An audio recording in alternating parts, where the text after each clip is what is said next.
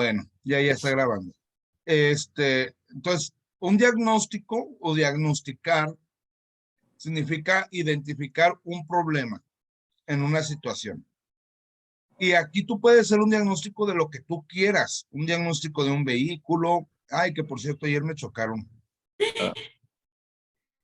Me destruyeron casi la cajuela. ¿Qué tal?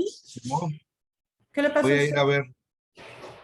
Voy a ir a ver cuánto me va a salir la reparación, a ver qué tal. O sea, la va a pagar el seguro, pues, de la persona que me chocó, pero la neta, qué gacho. Y el tiempo que se pierde en eso, y es un relajo. Qué mala onda. Pero bueno, me dañaron la cajuela, no me la destruyeron, me dañaron la cajuela, más bien dicho. Ajá. Es como exagerar. Diagnosticar un problema, por ejemplo, de un carro, diagnosticar, por ejemplo, mis finanzas, ¿sí? Hacer un diagnóstico significa analizar o identificar, perdón, identificar los principales problemas en una situación.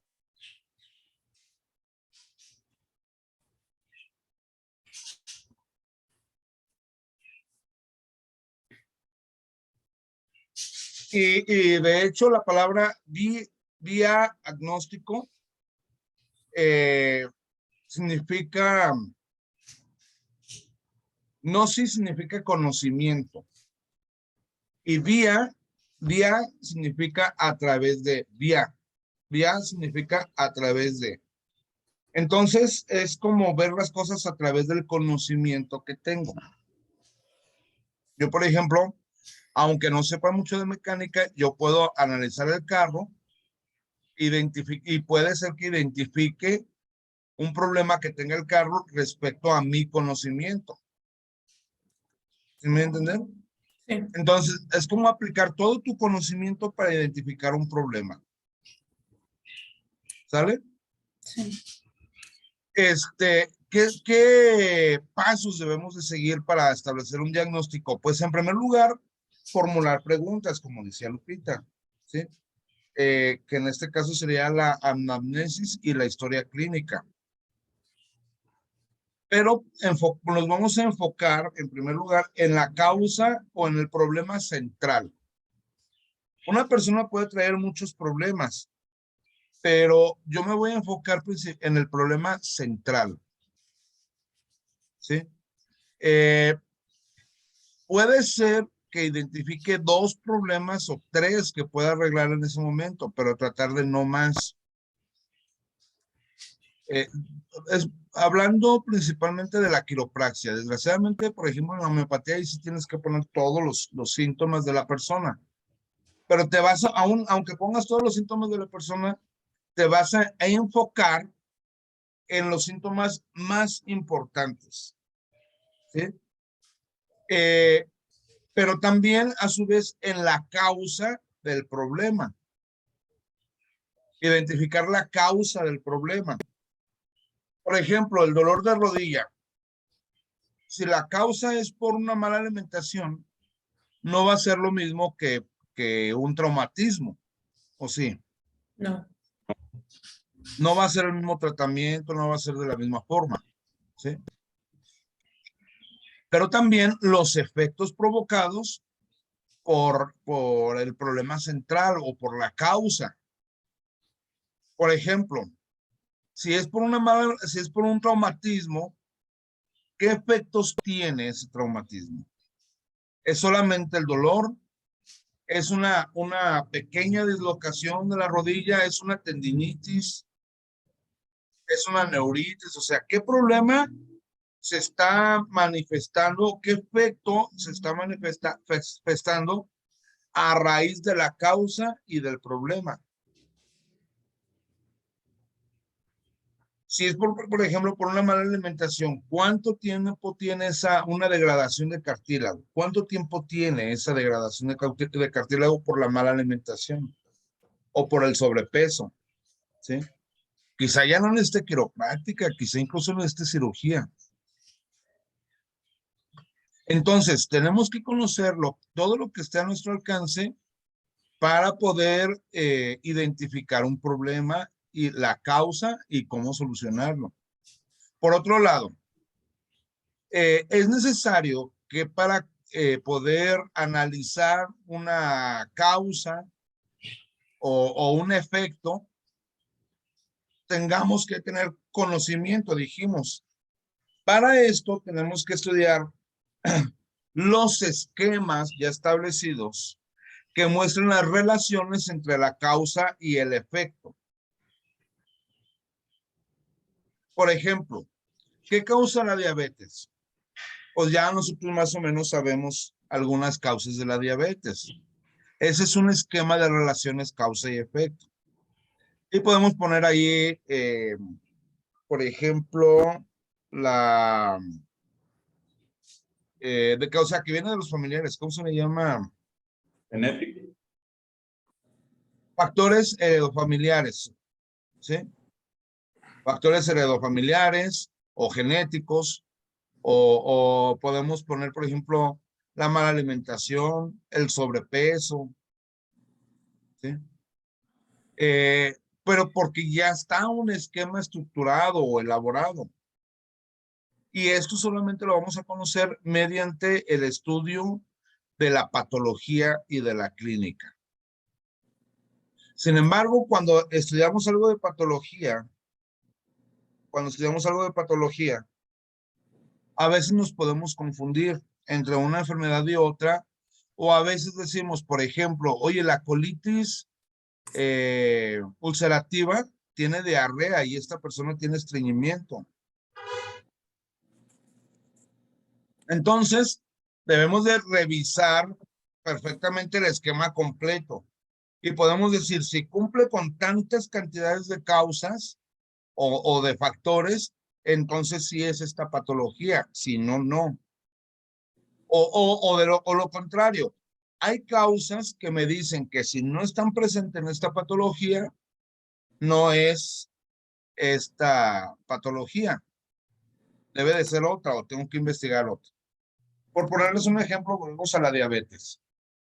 ¿Cuáles son los síntomas de la diabetes? Sed, cansancio, Cansancio, fatiga, ¿qué más?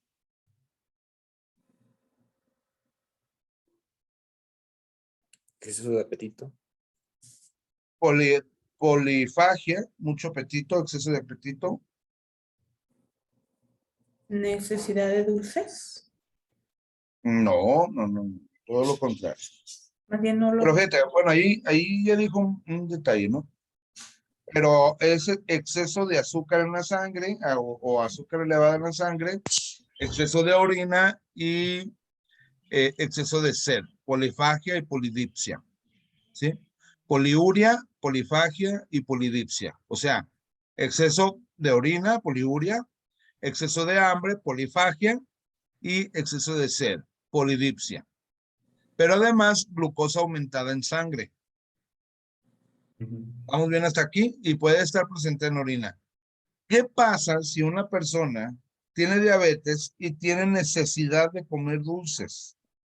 ¿Les llamaría o no les llamaría la atención? sí, Claro, claro que eso sería llamarla, ya es algo que te llama la atención, porque esta persona tiene necesidad de comer dulce. Y es entonces cuando tenemos que analizar a través de la lógica este problema. Y entonces podemos decir que a lo mejor esta persona, su diabetes, en realidad es un consumo excesivo de azúcar. Y este consumo excesivo de azúcar lo analizamos de forma lógica e integral. Ahí les va. ¿Qué produce el azúcar en el cuerpo? Alcoholes. Sí, pero no es la pregunta. Ok, el exceso de azúcar en el cuerpo produce energía. ¿Sí? Oh. El azúcar produce energía en el cuerpo. El punto es que es mejor la energía por ciertos azúcares que por otros, ¿sí? O por hidratos de carbono que por azúcares. Al menos así se tiene entendido. Entonces, la energía del azúcar, pues sí, sí te da energía, te da movilidad, pero también dura poco tiempo, produciendo un efecto de cansancio después. Pero es la que más te produce energía. ¿Sí? A ver, en base a esto, ¿por qué una persona consumiría demasiada azúcar? Porque está cansada. ¿O porque está cansada? ¿Sí? Porque necesita simple y sencillamente energía. Punto. Esa es la única razón por la que consume exceso de azúcares. ¿Sí? Ahora, ¿por qué se puede deber esta necesidad de energía?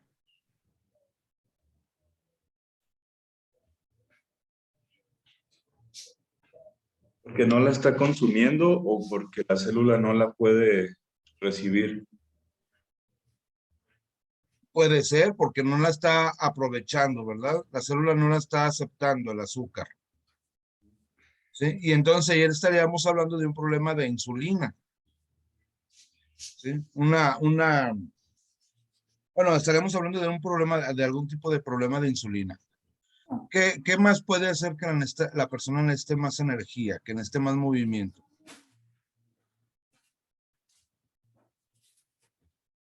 Mm, el consumir para que le dé más energía, pues consumir frutas, porque pues vendría el azúcar natural, ¿no? A ver, Lupita, creo que no entendiste la pregunta. A ver, otra vez me la hace, por favor. ¿Cuál sería otra razón por la que la persona necesitaría un exceso de azúcar? Ah, perdón. Porque está deprimida. Exacto, porque está deprimida, esa sería otra razón. Una, porque tuviera problemas con la insulina, ¿no? Con la captación de azúcar. Otra sería porque a lo mejor la persona está deprimida. Otra sería porque a lo mejor la persona la necesita por un exceso de trabajo, por ejemplo, un deportista o por ejemplo una persona que trabaja muchas horas. ¿Sí? Entonces ahí es donde necesitamos diagnosticar o necesitamos observar la causa del por qué esta persona tiene el azúcar elevada. No nada más decir, ah, pues es diabético y ya. No, o sea, ¿qué está pasando más allá en su profundidad? Les voy a platicar un caso reciente de una persona de Estados Unidos. Está ahorita en Estados Unidos, la persona vive aquí en Tecomán. Resulta que esta persona empezó con problemas respiratorios severos. Va con un médico de farmacias similares y sin hacerle radiografía, sin hacerle exámenes de laboratorio ni nada, resulta pues que se da cuenta que tiene neumonía. ¿Por qué? Porque la respiración, los ruidos respiratorios, la tos, las sensaciones, pues todo te está diciendo que esta persona tiene neumonía. ¿Sí? Y a lo mejor nos podemos quedar con la clásica idea de que pues la neumonía la causa el neumococo, que es una bacteria. Y esta persona trae neumonía por neumococo. Entonces, lo más común, amoxicilina. Pero esta persona va con el médico y le dice, oiga, pues es que fíjese que yo me la tomé 3 o 4 días y resulta que pues no se me quita. Entonces le subo la cantidad de amoxicilina. Me la tomo otros 3, 4 días y voy con el médico, oiga, pues es que no se me quita, me sigo sintiendo muy mal y cada vez estoy peor. Ah, pues le damos ceftriaxona. A los 3 días llego, oiga, pues es que fíjese que ya no se me quita este malestar. Ya llevo otros 3 días más con ceftriaxona y pues no se me quita. Ah, pues le damos. Y ahí vamos, antibiótico tras antibiótico tras antibiótico. Después de 2 meses, esta persona se da cuenta que pues no, realmente no se le quita el problema. Y para dentro de 2 meses ya ha pasado por varios antibióticos. Hasta entonces, el médico le decide mandar a hacer unos estudios y le decide tomar placa. Pero efectivamente sigue siendo neumonía. ¿sí? Pero no se puede curar la persona, ya tiene 2 meses así, y caray, 2 meses con neumonía, oye, hay personas que no aguantan ni 3 días y se mueren, o 5 días y se mueren. Algo está pasando aquí. Entonces decide irse a Estados Unidos, o no sé si aquí mismo en Tecomán, le hacen, se fijan en el conteo de glóbulos blancos y dice, oye, esta persona tiene los glóbulos blancos demasiado bajos. Entonces le mandan a hacer una prueba de ELISA y efectivamente tiene SIDA. Primer problema. El hecho de que tenga SIDA tiene los glóbulos blancos muy bajos. Por lo tanto, el antibiótico no le va a hacer mucho efecto que digamos si casi no tiene glóbulos blancos. Ahí está el primer problema, que debieron de haberle detectado el SIDA. ¿Sí? ¿Por qué esta persona mejora y agrava, mejora y agrava? Porque el virus es un asesino natural de la bacteria. Entonces, aunque no lo crean, el virus del SIDA está haciendo que disminuya la cantidad de bacterias en los pulmones. No el antibiótico y no los glóbulos blancos. O sea, el virus del SIDA lo está defendiendo a él. ¿Sí? Pero no puede exterminar completamente la patología. Y por eso le dan temperaturas elevadas. Esta persona se va a Estados Unidos, le hacen un estudio de bacterias, ¿sí? Un cultivo de bacterias, y le hacen un estudio de antibiótico, pues para ver cuál antibiótico le puede servir. Resistente a todos los antibióticos ya. ¿Por qué? Porque le dieron antibióticos a diestra y siniestra y porque ni siquiera se esperaba terminar el tratamiento. Su misma ansiedad le hacía cambiar el tratamiento. Y luego regresaba con el médico y, oiga, que no me sirvió. Y el médico, en vez de decirle, oiga, pues espérese, no, pues a cambiarle de medicamento. ¿Sí? Total, que le hacen estudios en Estados Unidos, ¿saben qué? No podemos hacer nada por usted. Y le están a saque y saque líquido del pulmón. Que realmente pues ya no pueden hacer nada por él. ¿Sí me da a entender? ¿Cuál fue el problema principal? Que desde el principio no se verificó la cantidad de glóbulos blancos. Ahí estuvo el problema principal. No se le hizo una biometría hemática y por lo tanto no se identificó que los glóbulos blancos estaban exageradamente bajos. O a lo mejor el médico sí los verificó, pero él pensó, pues es claro, por la neumonía se le están muriendo los glóbulos blancos. Pensó muy mal, analizó muy mal el caso de esta persona. ¿Sí? Y por lo tanto, al darle un montón de antibióticos, caray, si yo sé que no sirve la cefalosporina, que no sirve la ceftriaxona, o que no sirve la amoxicilina para una neumonía, ya no hay más, ya, ahí hay que parar de buscar medicamentos. Hay que ver por otros lados, hay que ver qué es lo que está pasando aquí.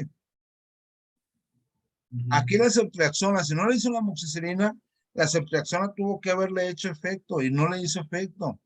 Entonces ya debió de haber separado la medicación y de decir, a ver qué está pasando en esta persona. ¿Sí? Ahora, ¿le van a encontrar cura? ¿Ustedes qué creen en Estados Unidos? Yo no creo.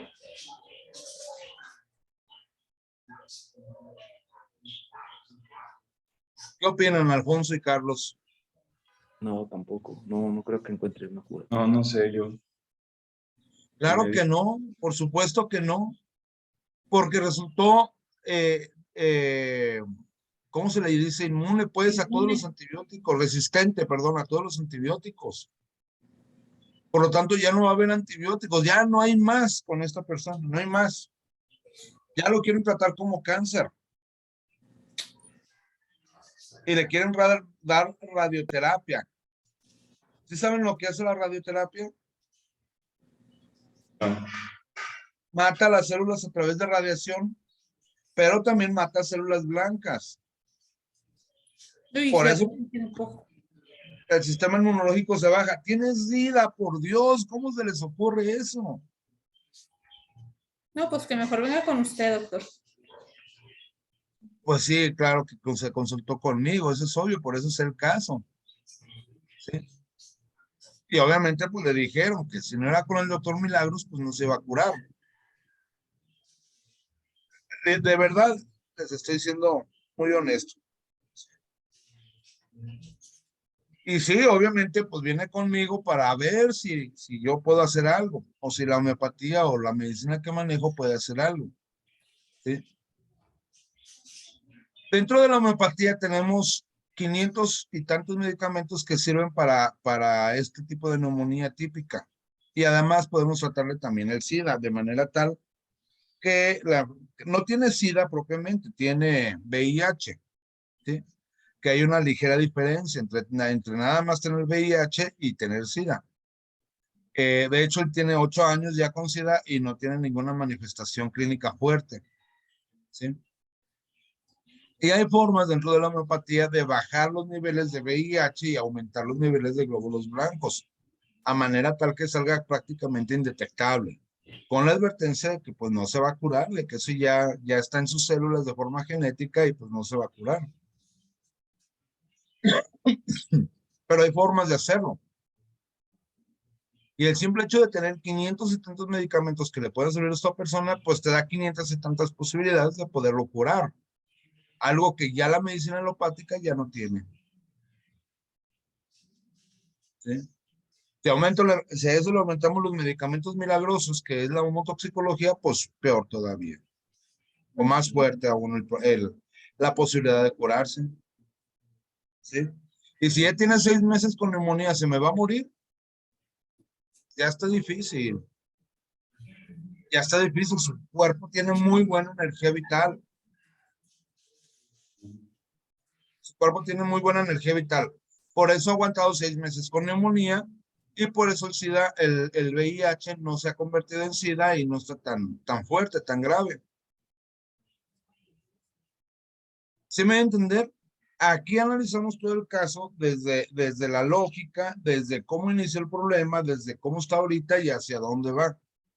Y todo tratamos de hacerlo, tratamos de revisar todo el esquema completo y tratamos de verificar la lógica en el esquema, pero al mismo tiempo la integridad, o sea, que abarque todo lo que está afectando al paciente este. Ah, pero también tiene gastritis. Lo voy a tomar en cuenta ahorita.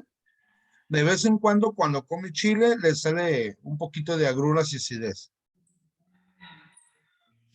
Pues no, eso ahorita no, Es eso más ya ahorita fácil no, ahorita decirle que deje espérate. de comer el chile.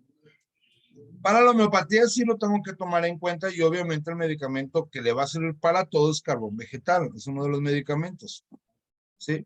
Pero, carbón vegetal y fósforo son los medicamentos que le van a servir a esta persona. Pero si estuviera hablando de otro tipo de terapias, pues no, la gastritis para mí no es importante, ¿sí?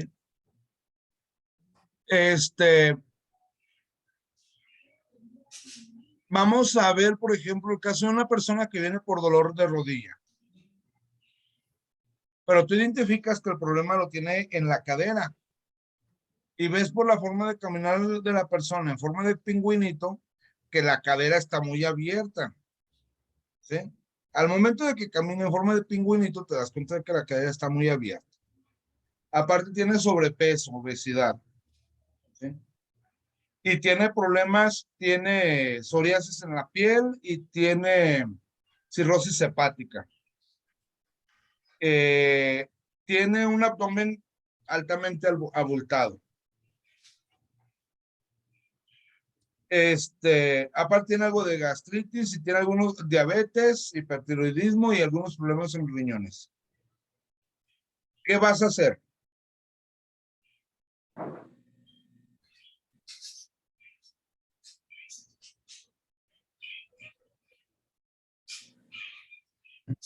Aplicarle primero quiropraxia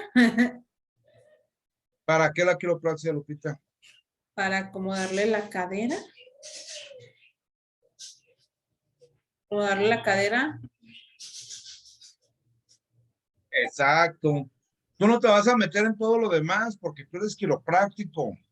Es que sí, como estamos en terapias, por eso. ¿Cómo? Como estamos en terapias, por eso pensé en la quiropráctica. No, estamos en quiropráctica. En quiropráctica, por eso pensé en la quiropráctica. Terapias alternativas es otra carrera. Sí, cierto. En quiropráctica, perdón.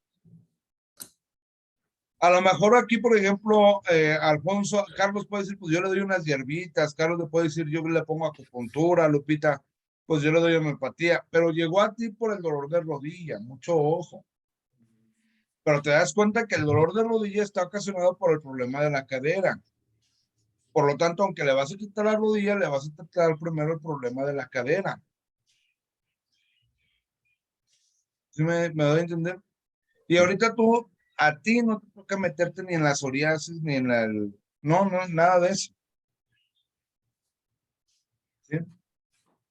Ya, si tú quieres aplicar otra técnica, otra terapéutica, pues sí, pero ¿en qué te concentrarías más? ¿En el problema hepático, en el problema renal, en la diabetes o en la psoriasis? En el problema renal. Sería lo primero, ¿no? Tratar ese problema renal. Lo segundo, El hepático. el hepático. Ey. El hepático, la psoriasis y la diabetes se curarán solas. Muy bien. En la piel.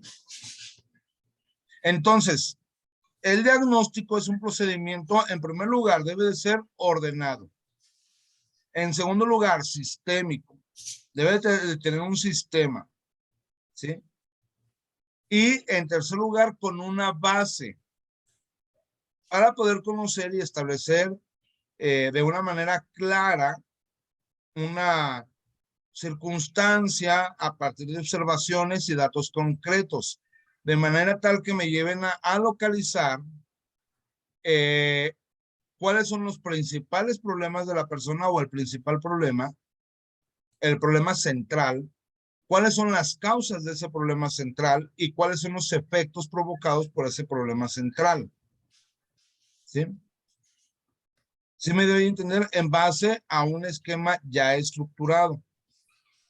De manera tal que sea observacional, por medio de preguntas,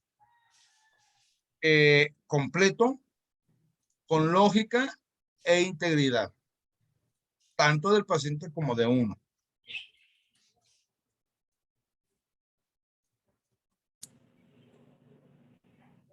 ¿Sí queda entendido esto? Sí. Sí.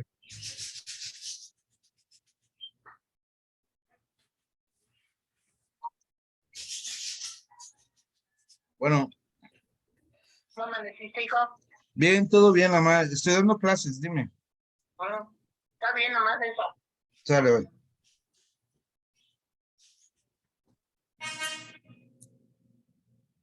Es que estaba mamá ahí en el choque ayer. Ah, qué caray. Buenos días, ser enterado ahorita, chico. Pedidos para tenerlos listos. Una pregunta, ¿lo de Dante, la farmacia de San Francisco, lo vas a ocupar para mañana martes o lo vas a ocupar para la siguiente semana?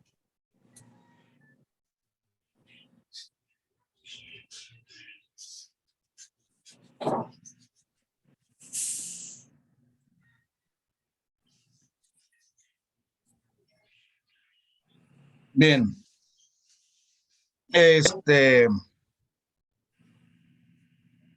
Ahora, hay varias formas de diagnóstico, ¿sí? Y diferentes procedimientos para poder hacer el diagnóstico. Por ejemplo, analizar diversas hipótesis o diversas teorías me puede ayudar a encontrar y descartar una teoría u otra, por alguna razón, me puede llevar a establecer un buen diagnóstico. Y obviamente, para establecer un buen diagnóstico, actualmente tengo que, ¿cómo se dice? Relacionar, por decirlo, entre la clínica, la técnica y la tecnología. ¿Sí? No puedo poner a un lado ni la clínica, ni la técnica, ni la tecnología. Es decir, tengo que a veces sacar rayos X, a veces tengo que palpar, tengo que verificar, a lo mejor la oreja me da alguna respuesta, el pulso, la lengua, ¿sí? Pero a veces también tengo que sacar análisis de laboratorio, ¿sí? De acuerdo a lo que me diga la base general de la patología. En el momento en que yo no conozco una patología, tengo que investigarla en internet. Tengo que investigarla. Y ahí ver qué diagnósticos me están, qué análisis clínicos me están pidiendo, qué análisis tecnológicos me están pidiendo. O tengo que conocer de qué forma técnica y artística puedo saber qué es lo que tiene mi paciente. Es decir, tengo que poner todos los recursos que están a mi alcance para poder encontrar qué es lo que tiene mi paciente. ¿Cuál es el problema central de mi paciente? ¿Cuál es la causa y hacia dónde va? ¿Cuáles han sido los efectos de ese problema central? ¿Sí? Obviamente que, pues, la información que obtengamos del paciente es importante para nosotros para el proceso del diagnóstico. Y tenemos que hacerle su anamnesis, su historia clínica. En segundo lugar, pues tenemos que hacer la exploración de los signos vitales. Pero a ver, de la historia clínica, ¿qué aspectos serían más importantes para mi paciente, para conocer, para diagnosticar mejor a mi paciente? Vamos a suponer que ya conocimos el problema, la causa y la... No es cierto, la causa no. Bueno, ¿qué aspectos serían más importantes de mi paciente? Antecedentes. Ver si hay antecedentes heredofamiliares para que tenga esa patología, ¿verdad? O antecedentes no patológicos también. Por ejemplo, la forma de la alimentación sería importante conocerla. ¿Qué otra pudiera ser? Accidentes, caídas, cirugías. En algunos casos tengo que preguntar por una situación previa a, ¿verdad? Ujú. ¿Qué más?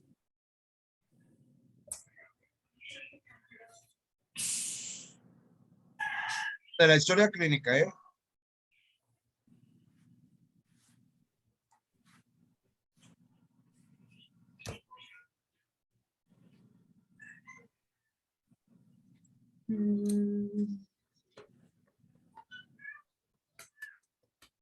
¿No? ¿Nadie? Pues los signos vitales, yo le había dicho. Los que- signos vitales, ver cómo está la temperatura, tanto general como regional. Si una persona me dice que tiene la rodilla, que le duele la rodilla, pues voy a observar si está inflamada. Voy a preguntar si no hay antecedentes de ácido úrico en la familia. ¿Sí? Voy a tocar la rodilla para ver la temperatura de la rodilla si es fría o caliente, en comparación con las diferentes partes del cuerpo. ¿Sí? Voy a checar su presión arterial a ver si no tiene problemas con la presión arterial. Su pulsación para ver si no tiene problemas con los pulmones. Porque el ácido úrico no nada más ocasiona problemas en las rodillas. Por otro lado, ¿qué tal si es reumatismo? Que puede afectar a los pulmones y a los ojos o al corazón. ¿Sí?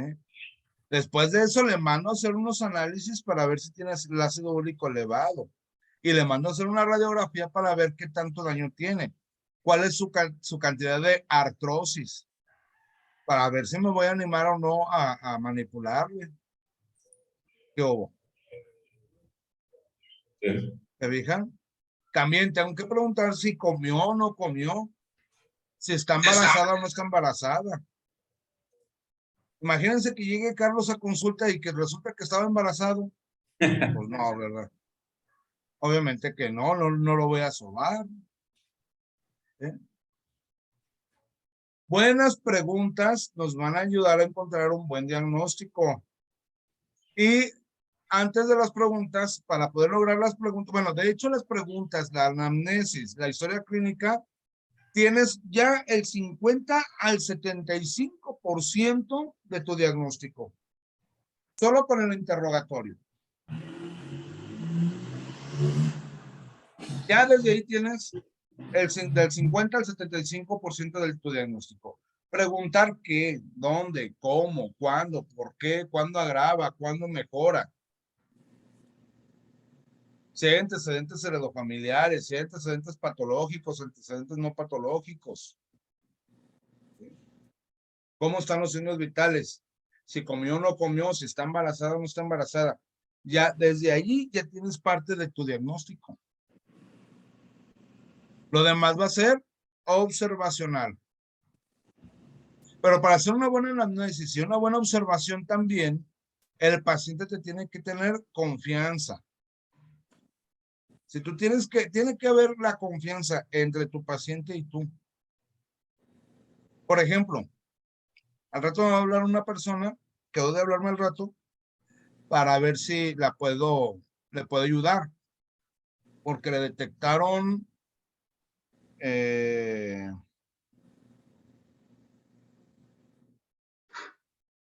espérenme.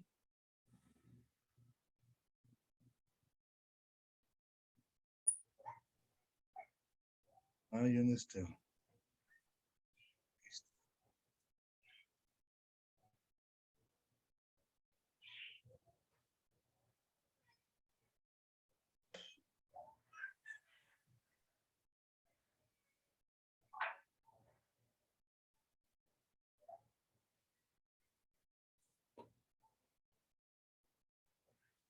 Displasia cervical leve. Displasia cervical leve. ¿Alguien ha oído hablar de eso? Displasia. Es ¿Qué se hundimiento, imaginaría? el hundimiento de unas vértebras, ¿no? ¿Tú qué opinas, Carlos? ¿Tú qué te imaginas que sea displasia cervical leve? Displasia cervical. Es ¿Será como pérdida de per- resistencia, ¿no? Espérate, Lupita, dije Carlos. ¿Mande? Es como pérdida de resistencia de algunos músculos, ¿no? Displasia. Muy buena opción. No sé de dónde la sacaste, pero muy buena opinión. Lupita, Yo me imaginé como los discos movidos. yo creo, fíjate, está mejor todavía la opción de Carlos, ¿eh? ¿Sí? Yo también, honestamente, cuando me dijo displasia cervical leve, yo dije, como estaba dormido y desperté y vi el mensaje, yo dije, pues ahí algún problema cervical, ¿no? No sé, no los discos, sino más bien las vértebras, algún movimiento, alguna lateralización de las vértebras o hacia adelante o hacia atrás, algo por el estilo, porque displasia pues significa como movimiento, ¿no? Entonces yo dije de las vértebras cervicales, no, se refiere a inflamación del cuello uterino. Mm, O sea, nada que ver una cosa con la otra, mm. ¿sí? Pero luego me quedé así, cabrón, espérame, yo ya le había puesto, oye, ¿te tomaron radiografías? ¿Tienes algún problema del cuello? Cosas por el estilo, ¿no? Y luego me quedé, espérame, displasia cervical, ¿y si se refiere al cervix? Y ahí voy a investigar, y efectivamente es inflamación tumoral que puede llevar a cáncer, ¿sí? Que generalmente es ocasionada por el papiloma humano y que esto y que aquello y esto lo otro. Y pues es una lastimada del cuello uterino. Muchas veces se debe también a un problema de las relaciones sexuales, ¿sí? Ustedes saben, las mujeres que luego buscan, pues no sé, Mayor. juguetes extraños así grandes, ¿no? O personas como bien dotadas de sabiduría y de paciencia, de sapiencia, ¿no? Puede ser también, ¿no? O sea, puede ser ocasionado por papiloma, por alguna bacteria, por varias causas. El punto es de que, pues, esta persona trae el cuello uterino muy inflamado y la quieren operar, pero dice displasia leve. Lo que sí me llama la atención, pues, que sea en el seguro, porque si fuera por dinero, pues no creo que la quisieran operar así tan rápido en el seguro. Y me llama la atención que la quieran operar tan rápido, porque apenas se la diagnosticaron a principios del mes y ya la quieren operar. Ya la están tratando como si fuera cáncer. De hecho, ya le quieren hacer radioterapia y un montón de cosas. Y dices, no, espérame, o sea, ya vi más o menos los estudios y pues no, no tiene nada que ver. Obviamente me disculpé con la muchacha y le dije, ay, ¿sabes qué? Discúlpame, es que yo entendí que era del cuello. Entonces le digo, mira, ella ha venido conmigo muchísimas veces, ya tiene como unos 3 años viniendo conmigo, 4 años, como unos 3 años viniendo conmigo a diferentes cosas. Actualmente ya vienen hasta porque la niña tiene gripa, ¿sí? Me han agarrado mucha confianza, pero el problema está en que le dije, bueno, mira, es que yo sí te puedo atender, pero te tengo que revisar. Y dice, ¿cómo? ¿Verme? Y le digo, pues sí, te tengo que ver, ¿sí?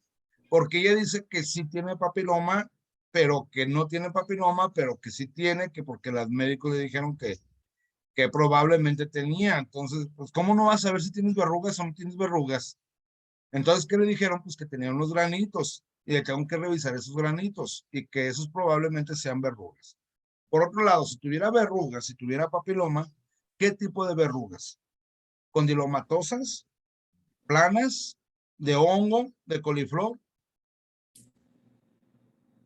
A veces por no revisar tenemos varios problemas. Una vez llegó un paciente y me dice, oiga, ¿me puede dar, don Fer, me puede dar medicamento para las verrugas en el ano? Digo, ¿cómo que tienes verrugas en el ano? Oye, eso es una violación. Esta persona pasaría por una violación si tuviera verrugas en el ano. ¿Sí? Y ya después de un montón de preguntas incómodas, lo revisé, eran hemorroides. Pero desgraciadamente pues me confesó que lo violaron, me confesó un montón de cosas que no eran ni necesarias si lo hubiera revisado desde el principio. Pero es hombre y luego es indígena, imagínense nada más. ¿Sí? Entonces la confianza entre el paciente y el médico o el tratante dice mucho. En nuestro caso, ya en quiropráctica, imagínate que te das cuenta que el problema de la persona no es estructural, sino muscular. ¿Sí? Pues vas a tener que pedirle que se quite por lo menos la blusa y darle un masaje en los músculos, en la columna. ¿Sí? O si trae pantalón, pues que se lo quite y que se ponga un choro X y te tiene que tener confianza para poderlo hacer. ¿Sí? Desde ahí empieza, desde la confianza. Pero la confianza se gana con el respeto mutuo. Tiene que haber respeto. ¿Sí? Simple y sencillamente, pónganse a pensar, ¿cómo me gustaría que me trataran a mí al enfrentarme entre este problema? ¿Sí? ¿Cómo quisiera yo ser tratado por otro médico, por un médico, si yo tuviera tal o cual problema? ¿Sí? Pero aparte realmente le estoy pidiendo una cosa a mi paciente a cambio de una satisfacción personal o lo estoy haciendo por ayudarle realmente. Tengo la disposición de quererlo ayudar, de interesarme en sus angustias, en su ansiedad, en su sufrimiento, en su pena, en su enfermedad, en su patología, o solamente quiero cobrar otra consulta. O solamente quiero terminar rápido y vámonos, el que sigue. O solamente le digo que se desviste para ver su cuerpo. ¿Sí? Por ejemplo, si Carlos llega a mi consultorio y le voy a decir que se quite la camisa, ¿por qué va a ser? ¿Porque realmente lo quiero ayudar o porque quiero ver su lindo dorso? Todo hinchado. Pónganse en ese lugar, porque lo mismo pasa, lo mismo que a lo mejor que sintió Carlos con este comentario, puede sentir una mujer como paciente nuestra. ¿sí? O simplemente yo lo estoy haciendo de forma real, ordenada, y yo realmente necesito ver cómo están sus músculos para poderlo tratar, pero ¿qué tal si la otra persona piensa que no es así? No te ha tenido la suficiente confianza. ¿Sí? Una vez llegó traté una muchacha, que le dolían mucho las mamas, le dolían mucho los senos y pues tenía miedo de que fuera cáncer. Y que pues al tocarse pues medio como que sí sintió a lo mejor unas bolitas por ahí. ¿Qué vas a hacer tú? Explorar bien. Pues explorar, pues no te queda de otra. Y entonces agarras a la persona y empiezas a tallar en cuadrantes, ¿sí? Para localizar si hay alguna bolita, aprietas, ves que no hay bolita, te alejas, le dices a la persona, suba las manos, bájelas, alza las manos hacia el frente, bájelas, ponga las manos aquí, aquí arriba y presione, ¿sí? No tiene nada, sabe que ya vístase, ya terminamos la exploración. Ella accedió a todo accedió. Pero luego llegó con el marido y se agarró chillando de que porque le había tocado los senos. Y te estoy hablando de que la exploración no duré, no sé, ni 5 horas, no, no es cierto. Ni siquiera 5 minutos, no sé, algo por el estilo. ¿Sí? Y hice lo que se tenía que hacer, no hice más allá, no le toqué donde no se debía, no le toqué de una forma que no se debía. ¿Sí me voy a entender? A veces el paciente es el que piensa mal, porque no te tiene plena confianza.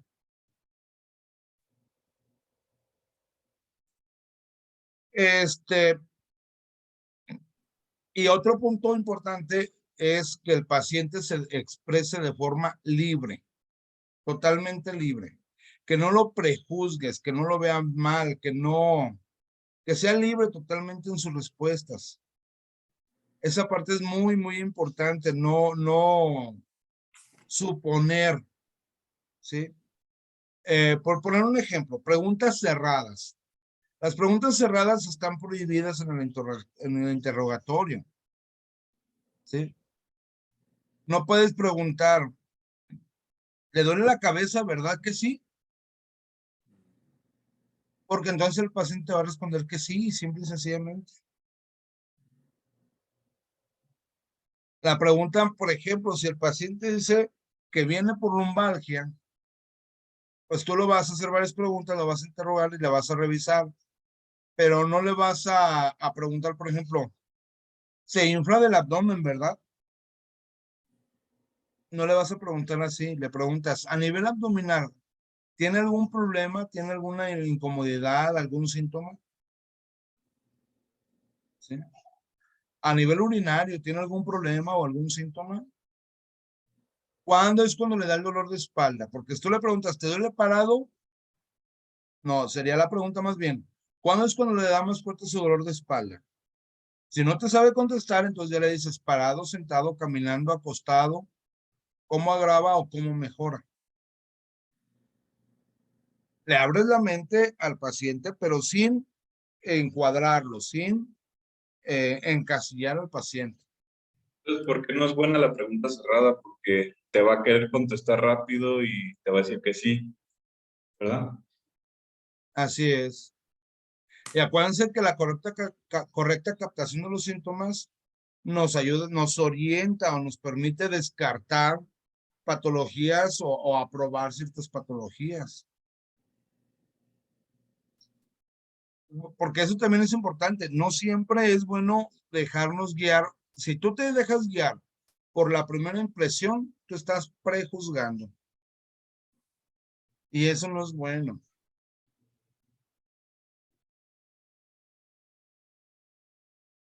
Por otro lado, entre más los signos físicos o los signos que tú quieras tomar en cuenta, los signos y síntomas, sean objetivos, es mejor. La palabra objetivo significa que es observable, medible, cuantificable, comparable, ¿sí? Por ejemplo, tengo dolor en la rodilla. ¿Cómo harías ese síntoma objetivo?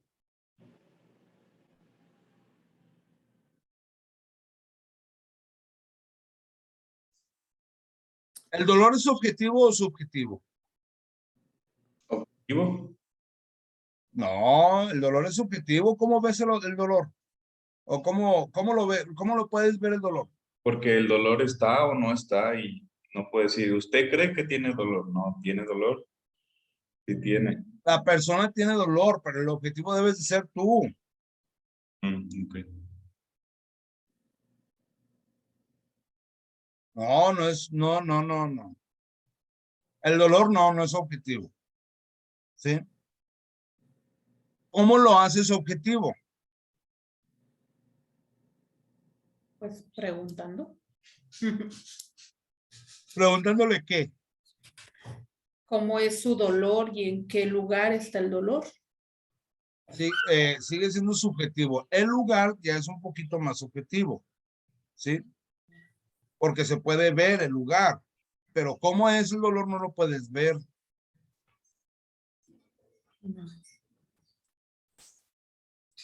¿En qué lugar lo siente? ¿Qué área?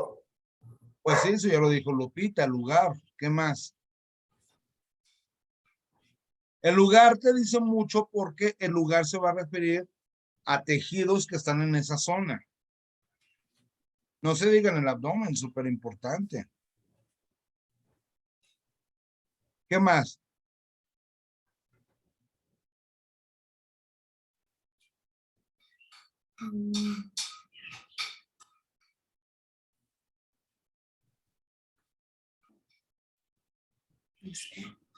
¿Qué haces con el lugar?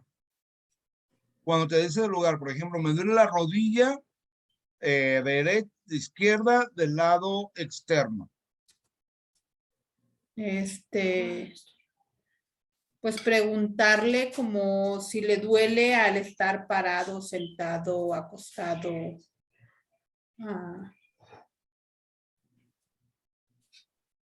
Más o Palpación. menos.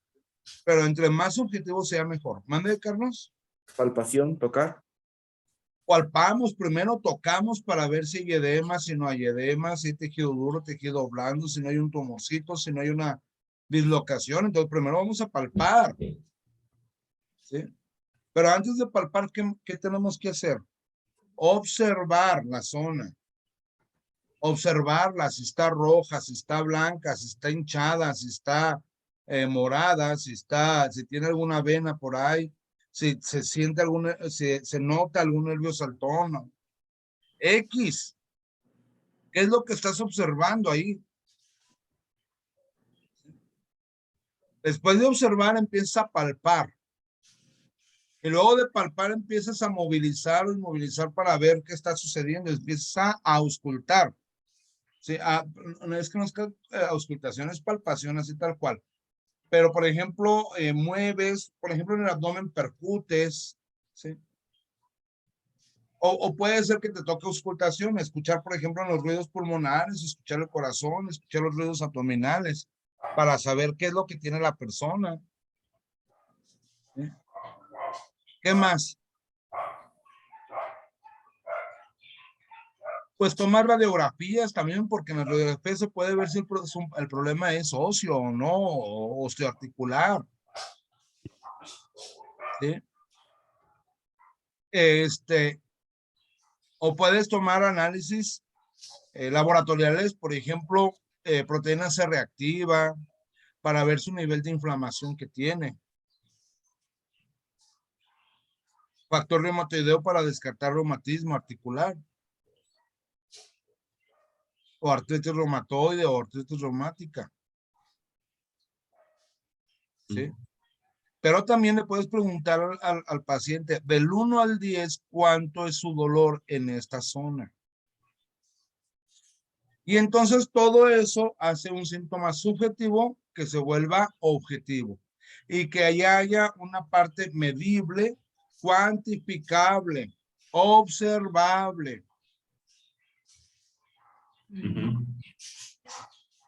Sí, por ejemplo, con una fotografía del antes y el después, te puedes dar cuenta de cuánto desinflamó una rodilla.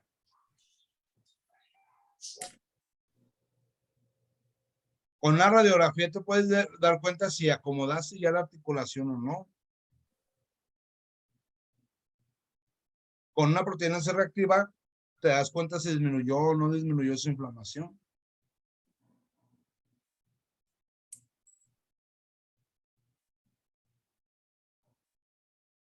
Muchas veces es muy fácil omitir detalles en la anamnesis, tanto del paciente como como de nosotros, ¿sí?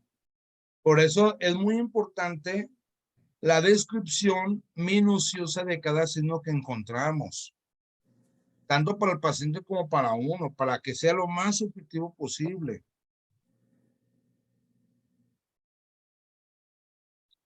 Y muchas veces encontrar, por ejemplo, en el caso de la persona que les dije del SIDA y de la neumonía, encontrar, a ver, ¿qué síntomas hay comunes?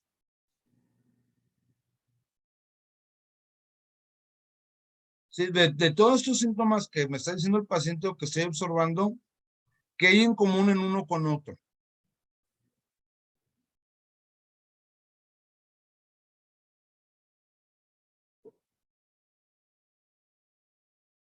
¿Dudas, preguntas? No. No. Muy bien. Déjenme ir a prepararme un café y ahorita seguimos con la clase, ¿sí? Muy bien. Tomamos 10 minutitos de descanso, ¿les parece bien? Bien, de acuerdo.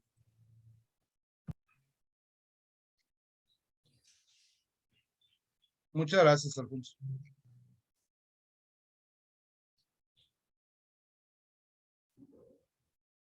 Neuralgia ciática. ¿Qué nos dice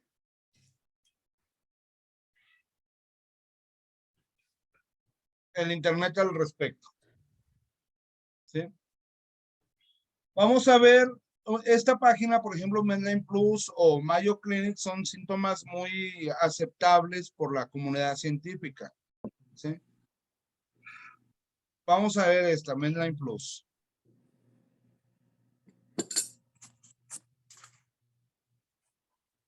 Déjenme ver.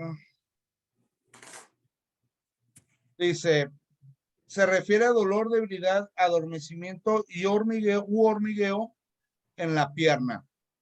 Es causada por una lesión o presión sobre el nervio ciático. La ciática es un síntoma de otro problema de salud, o sea, por sí sola no es, viene de una lumbalgia, ¿sí? Causas. La ciática ocurre cuando hay presión o daño en el nervio ciático. Este nervio comienza en la región lumbar y baja por la parte posterior de cada pierna. Este nervio controla los músculos de la parte posterior de la rodilla y región inferior de la pierna. Igualmente proporciona sensibilidad en la parte posterior del muslo, parte de la región inferior de la pierna y a la planta del pie. Bien, hasta aquí. Llega un paciente con neuralgia ciática o nos dice, oiga, vengo porque me dio la ciática. Dije, pues yo quisiera también una china, una colombiana, no sé. Pero pues bueno, ya que es una asiática, ¿qué es lo primero que voy a preguntar para establecer bien mi diagnóstico? ¿Dónde es su dolor? Primero, ¿quién le dijo que tenía la neuralgia asiática? La ¿Qué tal si vecina. ya tiene un diagnóstico previo? La ¿Qué vecina. tal si ya la sacaron radiografías? ¿Qué tal si ya la vio algún otro profesional de la salud? ¿Sí? Pero bueno, vamos a esa parte. ¿Dónde es su dolor? ¿Dónde sería el dolor de la neuralgia ciática? De acuerdo a lo que acabamos de ver. Pues su dolor sería presentarlo en... Se me olvidó el nombre. Dice, este nervio comienza en la región lumbar. En lumbares, que se le corre por toda la parte inferior Dice, y Exterior. baja por la parte posterior Posterior. Y corre hasta el talón. de ambos pies. No, de uno solo. Dice, de cada pierna. Entonces es de una pierna, no de las dos. ¿Se fijaron? Ujú. ¿Vas a preguntar algo? Sí. Lo que pasa que a mí ya me pasó con una paciente que llegó con el dolor de las dos piernas. Y yo dije, no puede ser posible si es en una. Pero, No, sí puede ser posible, pero ya no estamos hablando de una neuralgia ciática normal. pues le traté las dos piernas y se le quitó. Pero fíjate bien, dice, las causas pueden ser disco desplazado, disco herniado, estenosis raquídea, síndrome piriforme, lesión o fractura de la pelvis, tumores o espondilolitesis. Eso es lo que tienes que verificar. Sí, ¿qué tal si hay una estenosis vertebral, por ejemplo? Que las vértebras estén demasiado pegadas. ¿Sí? Si es de ambas piernas, no, ya no hay, aquí ya no hay, no es neuralgia ciática. Ok. Aquí tenemos que checar la zona lumbar. ¿Sí? Ahora, yo generalmente hago lo mismo. Yo los trato la primera vez. Si después de la primera vez el dolor sigue igual a los 4 días, entonces, ¿sabes qué? Necesito una radiografía para ver cómo está la columna. Ok. ¿Sí? ¿Ya me di a entender? Sí. Por otro lado, para asegurarme que sea una neuralgia ciática, hay 3 puntos que luego les voy a explicar de diagnóstico. Presionar en 3 zonas, una en la nalga, una atrás de la rodilla y otra en el tendón de Aquiles. Y si en esos 3 puntos duele, no hay de otra, es neuralgia ciática. Y el dolor debe de irse por detrás. Si la persona me dice que va por detrás en la nalga, pero luego se le pasa a la parte de enfrente de la pierna, entonces ya no es una neuralgia ciática, es una neuralgia crural. ¿Sí? Que puede ser del nervio femoral o del nervio púbico, del nervio isquémico. ¿Sí?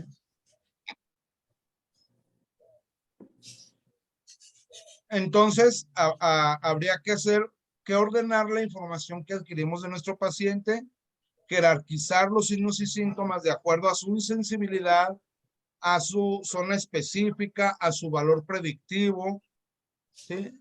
a la relevancia en la fisiopatología de la enfermedad. Porque se supone que previamente nosotros conocimos la enfermedad. Y luego, ¿cuáles son los síntomas más fuertes y cuáles son los síntomas más débiles o duros y blandos? ¿Sí? Hay que ver el síndrome, la nosología, la etiología y tratar de ver de forma holística, de forma complementaria de la integridad del cuerpo, ese síntoma o ese síndrome que está manifestando el paciente. ¿Sí?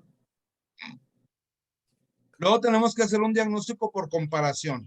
En cuanto al diagnóstico por comparación, significa que vamos a comparar una pierna con la otra, o un lado con el otro lado, ¿sí? O la parte de arriba con la parte de abajo. Por ejemplo, lo que les decía de la temperatura. Comparar la temperatura de la región que me dice que le duele con la anterior y con la inferior. Con la superior y la inferior. Pero también diagnóstico comparativo significa comparar cuáles serían los síntomas de la neuralgia ciática, cuáles son los síntomas de un disco desplazado o un disco herniado, cuáles son los síntomas de una estenosis, cuáles son los síntomas de un tumor, cuáles son los síntomas de una espondilolitesis, para poder distinguir que no sea una cosa de otra. ¿Sí?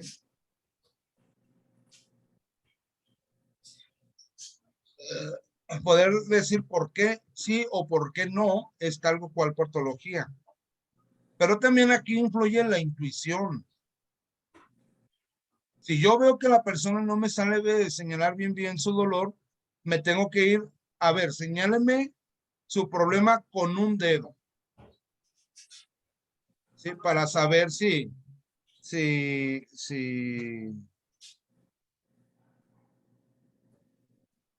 es lo que realmente estoy pensando o no.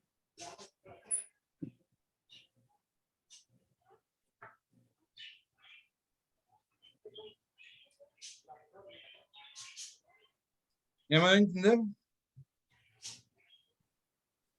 Luego, tenemos que ver también el diagnóstico terapéutico, que era lo que les decía yo acerca de presionar con los 3 puntos.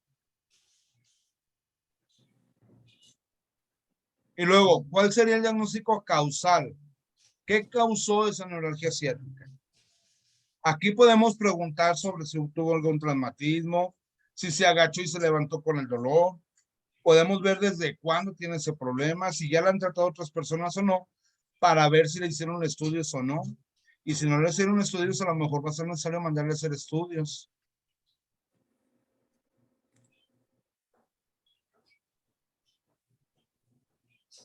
Luego ya establecer una hipótesis o una deducción de cuál es el problema en realidad de esta persona para ya poder llegar al tratamiento. Pero todo esto anterior tuvo que ver con el diagnóstico antes de realizar un tratamiento.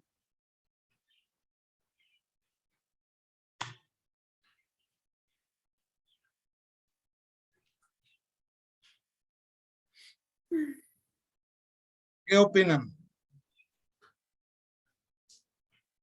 Que está interesante todo lo que hay que hacer antes de.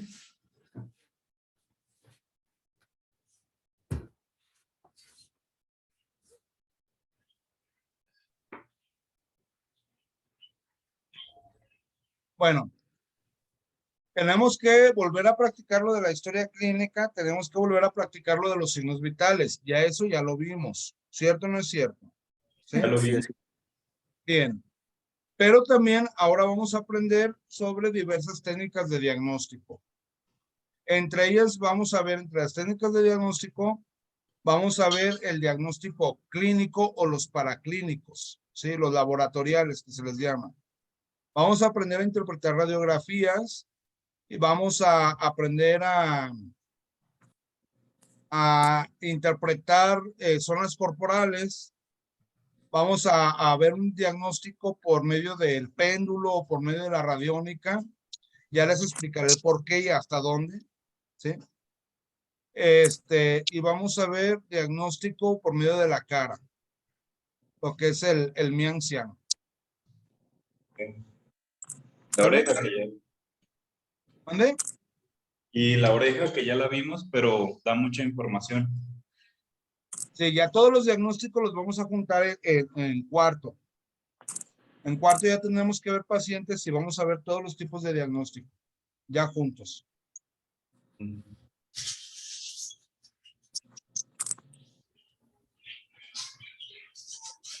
Muy bien.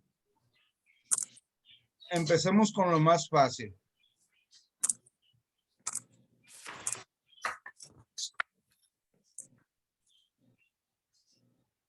Este es un problema al que siempre nos vamos a enfrentar. La gente quiere que le vea sus análisis y que se los interpretes. Eso es más común de lo que se imaginan. Y si no les interpretas los análisis o no les interpretas las radiografías correctamente, vas a causarles una buena decepción. Ahora, es fácil. Si lo analizan, en realidad es fácil. No quiere decir que van a salir de aquí expertos en análisis clínicos. Mucho ojo, no es así el asunto, ¿sí? Sino ve que van a conocer las bases de los análisis clínicos. Pero mucho respuesta la van a encontrar en internet. Siempre que tengan duda, o sea, siempre que ustedes digan, ah, caray, esta persona tiene los leucocitos elevados. ¿Por qué? Siempre pueden recurrir a internet.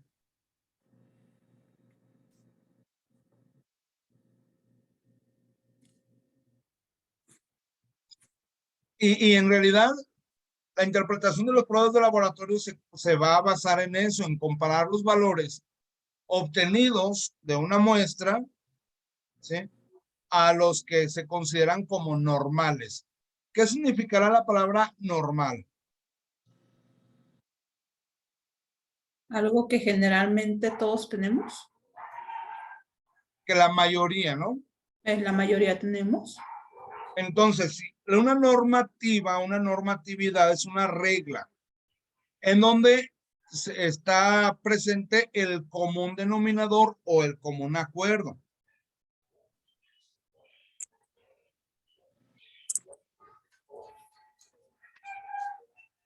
Quiere decir que alguien se agarró haciéndole análisis a un montonal de personas y descubrió que, por ejemplo, que el valor de los, por ejemplo, de la creatinina es entre 0.5 y 1.8, ¿sí?, de unidades internacionales por centímetro cúbico.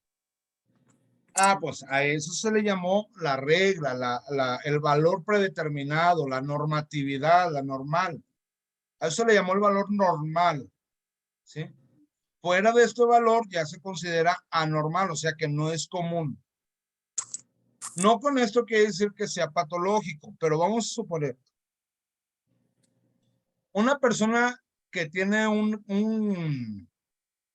una diferenciación de urea, digamos, digo, de creatinina a 2, pues dices, bueno, pues está un poquito elevado, puede ser normal o no en la persona, habría que ver otros síntomas para ver si hay una disfunción renal. Pero si tú ves que el valor llega hasta 8, 8.5, 9, tú sí puedes decir, ah, caray, esta persona sí está grave. Ya se salió por muchos de los parámetros normales. ¿Sí me voy a entender? Sí. Eso es una normativa.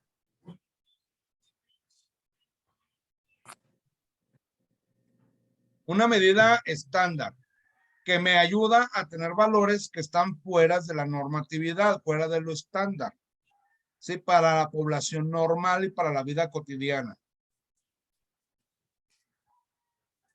Y estamos hablando de que estos valores se establecen en el estudio del 95% de la población. O sea que el 95% de la población debe de caer en los valores establecidos. ¿Sale?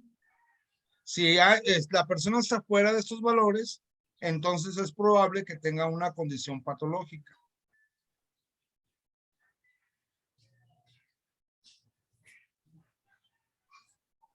Cuando piden unos análisis van a ver que les dicen sobre qué método se hizo el análisis y cuáles son las medidas estándares que recomienda el laboratorio de acuerdo al análisis que el laboratorio consideró.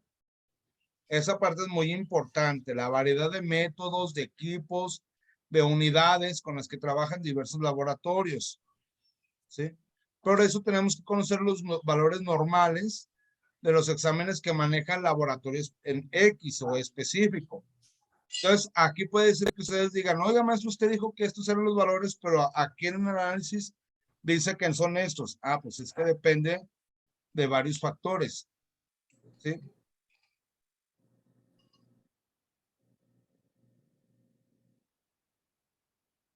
Por otro lado, es muy importante la información que esos exámenes nos aportan, pero tenemos que ver que lo más importante es la condición del paciente.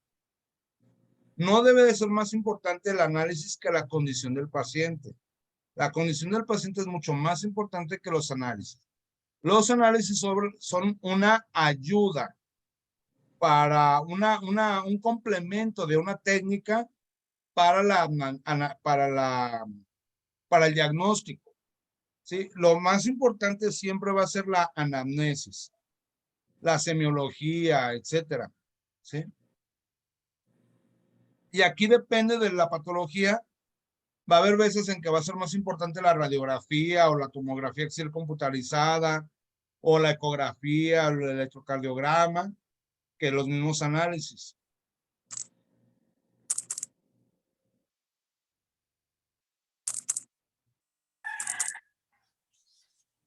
Para poder obtener un valor muy importante del análisis realizado, es importante considerar todas las causas probables de error que pueden estar en el análisis, ¿sí? Porque muchas veces hay laboratorios que te dan valores tan raros que dices, esto no coordina. Si tú sabes interpretar análisis, te vas a dar cuenta si el laboratorio es bueno o no.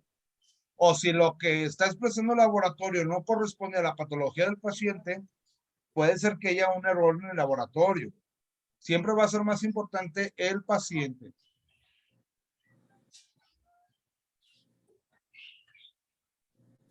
Sobre todo en los laboratorios masivos, es muy común que cuando tienen mucho trabajo inventen los resultados. ¿Sí? Yo por eso prefiero mandarlos con una amiga que tiene un laboratorio pequeño y que se tarda en entregar los análisis, pero que sé que todo lo hace a conciencia y que no recibe muchos laboratoriales por día, solamente los que ella puede trabajar.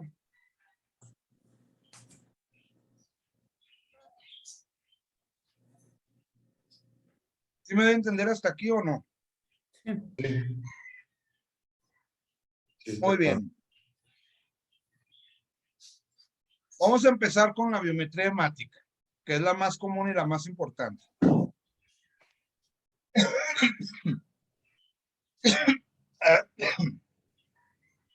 ¿A qué le suena la palabra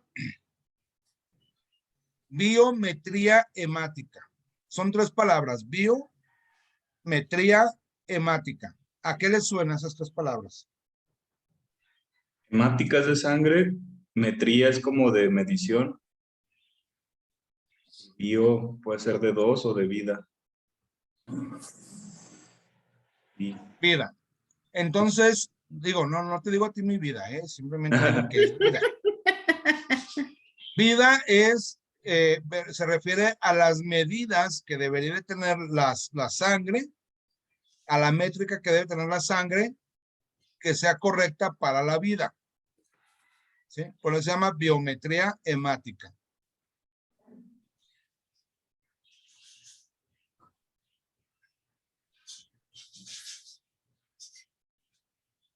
bien. Fíjense que no sé por qué, pero me siento tan cansado como no tienen una idea y no sé ni por qué. No hice nada ayer descansé realmente. A lo Fuera de mejor por el preparar esta accidente. clase no hice nada. ¿Mande? A lo mejor por el accidente, ¿no? No sé. No sé, como que es tensión o no sé qué rollo. Pero bueno, ok.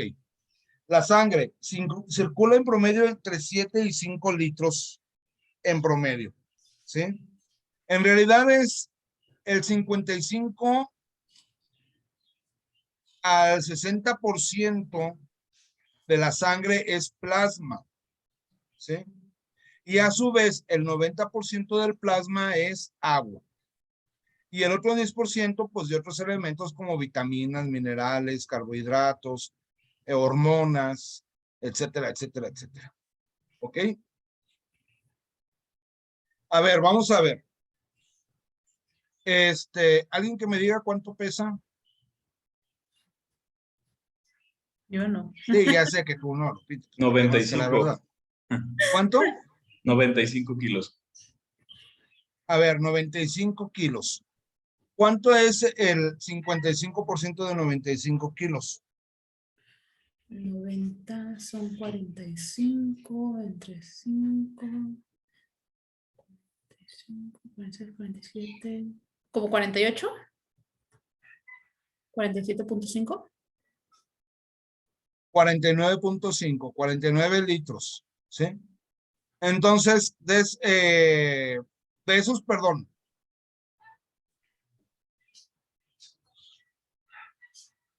No es cierto, no es cierto, no es cierto, espérame. Espérame.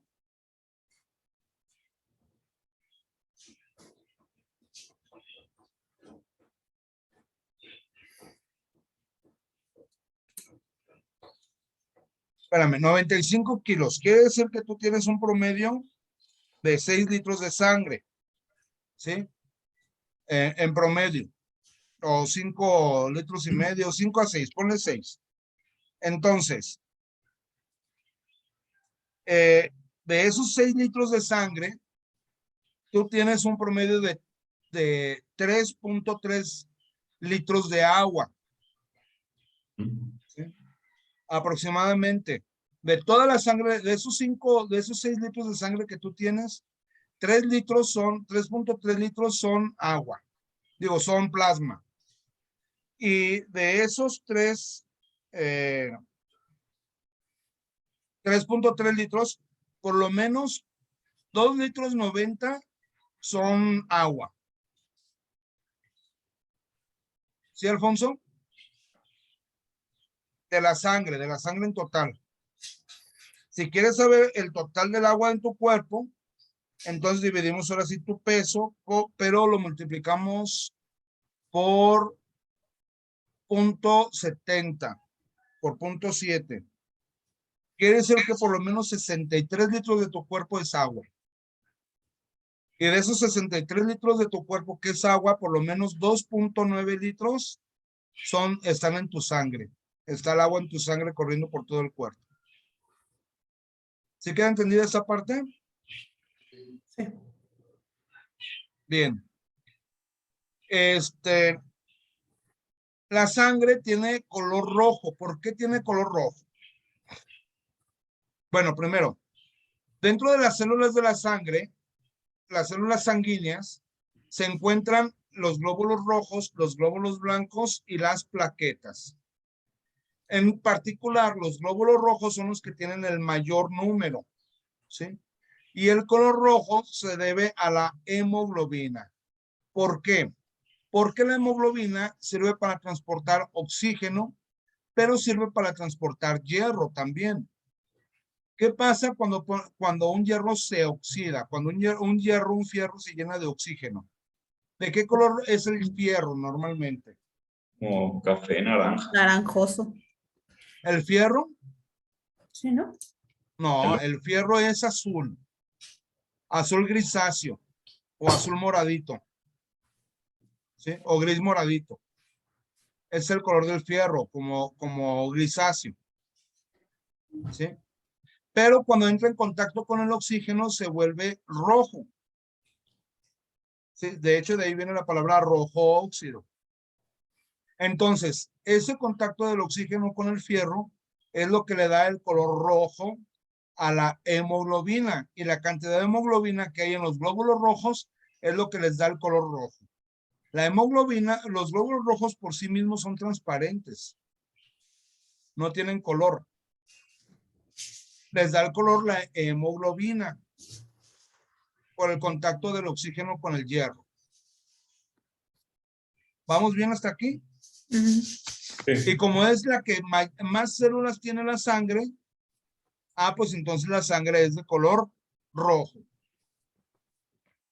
Bueno, habemos algunos que la tenemos azul, pero o al menos así me dijo mamá que yo era de su príncipe azul, porque era de sangre azul, pero bueno. ¿Sí?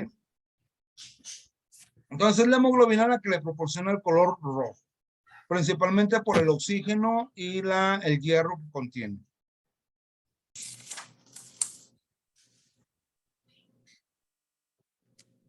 El plasma no contiene células como tal. Sí, está constituido principalmente por agua, electrolitos, proteínas, glucosa, grasa, bilirrubina, gases y hormonas. Pero ayuda al transporte de los elementos celulares, de los glóbulos rojos, los glóbulos blancos y las plaquetas, ¿sí? Así como de los nutrientes. Y ayuda también al equilibrio del ácido base del organismo y al transporte de los desechos de las células.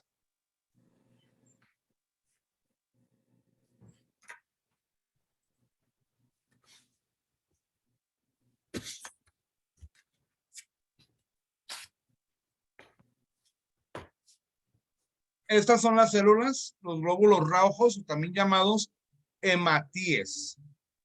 También se les llama hematíes. o también se los llama eritrocitos.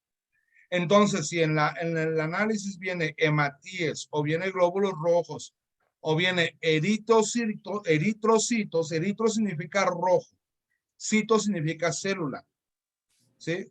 Es lo mismo. Glóbulos rojos, hematíes o eritrocitos es lo mismo. Y son las células más numerosas de la sangre. Estas se van a encargar de transportar el oxígeno desde los pulmones hasta el resto de los tejidos, ¿sí? La proteína que se encuentra en el interior de estos glóbulos se le llama hemoglobina. Es la que es roja y es la que le da color a la sangre. Los glóbulos blancos también reciben el nombre de leucocitos. Leuco significa leche y cito significa célula. Entonces son células blancas como la leche, ¿sí? Y estas células sirven para defender el organismo contra los ataques de virus, bacterias, parásitos, hongos y cosas por el estilo. También ayudan a curar las heridas, principalmente combatiendo la infección y ingiriendo, comiendo, tragando, fagocitando células muertas y restos de tejido, ¿sí? Los glóbulos rojos viejos, o también se comen glóbulos rojos viejos. Y las células blancas nos protegen contra los cuerpos extraños que entran a la sangre. Entre los glóbulos blancos se encuentran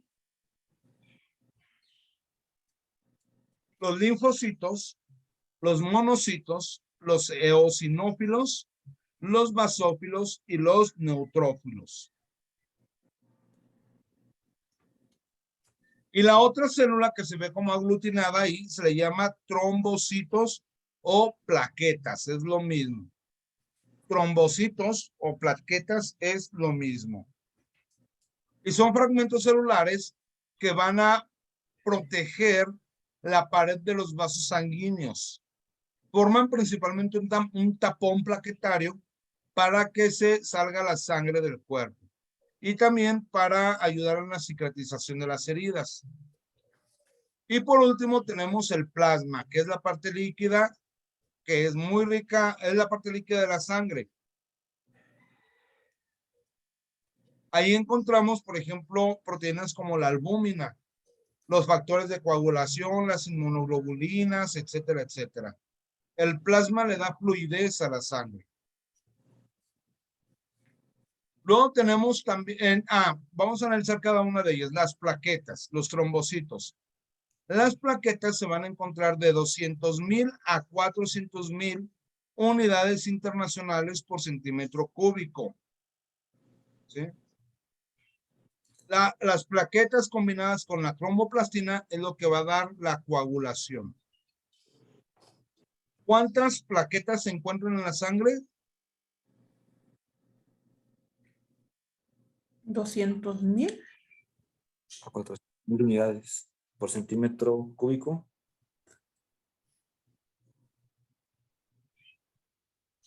¿No? No, a ver. De 200,000 a 400,000 unidades internacionales por centímetro cúbico. ¿Cuántas plaquetas se encuentran en la sangre? De 200,000 a 400,000 unidades. No, ya no me sé lo demás. Internacionales Internacionales. por centímetro cúbico. Uy, Por casi. centímetro cúbico. Por centímetro cúbico. Otra vez, todo, por favor. De 200,000 a 400,000 unidades internacionales por centímetro cuadrado.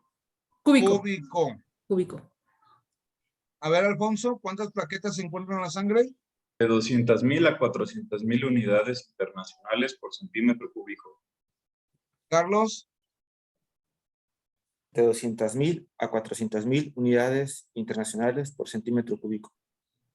Muy bien. ¿Cuáles son las células de la sangre? Los glóbulos blancos. ¿No? ¿Nada más? Y los trombocitos, que es la plaqueta, el plasma Y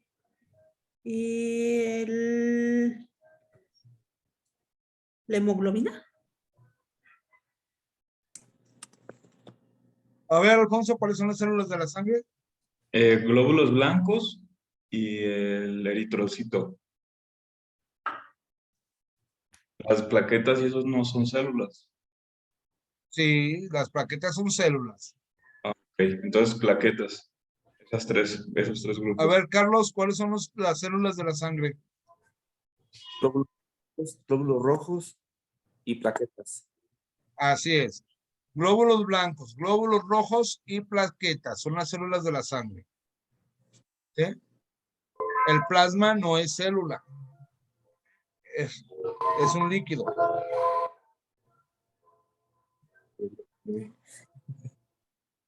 Muy bien. ¿Cuáles son las funciones de las plaquetas? Plaquetas. De parar la hemorragia en una herida. La cicatrización. Muy bien. Impedir que la sangre salga fuera de los vasos sanguíneos. Sí, impedir la hemorragia. Y ayudan a la cicatrización.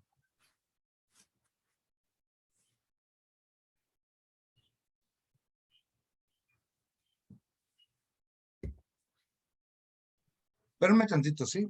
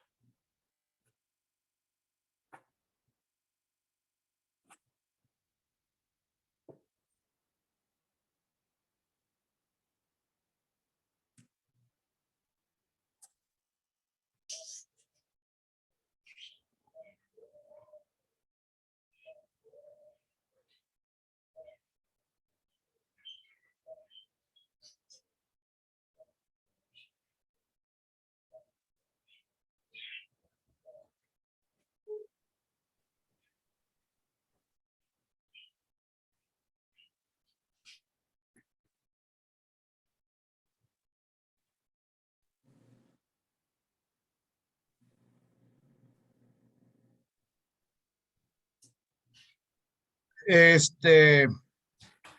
lo que me gusta de Consalina. Si no puedo ir, me lo manda hasta acá, hasta mi casa, el medicamento. Sí. Le doy al muchacho 120 pesos porque pues es lo que le cobraría el Uber o el taxi, es lo que me cobra el taxi. Pero eso es lo que me cobraría de ida y otros 120 de venida. Entonces yo como quien dice, nada más le estoy dando la pura ida. Es lo que me gusta de comprar con Salinas.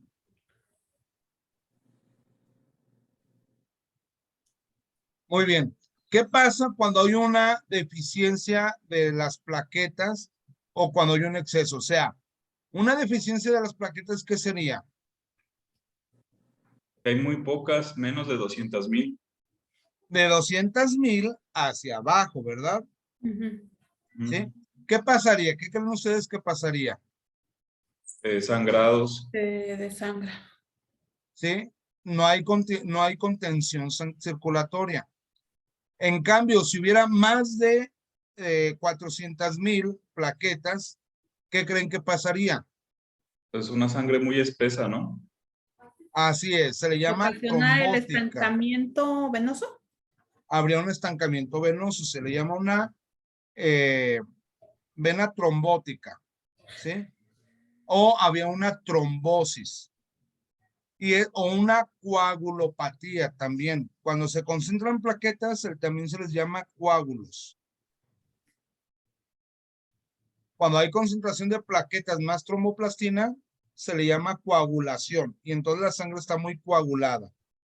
Y es lo que le llaman un coágulo en el cerebro, en el corazón o en alguna parte que va a ocasionar que ya no se esté surtiendo sangre o no se esté recibiendo los desechos de las células y entonces esa parte que no está, que está pasando por ese proceso se muere.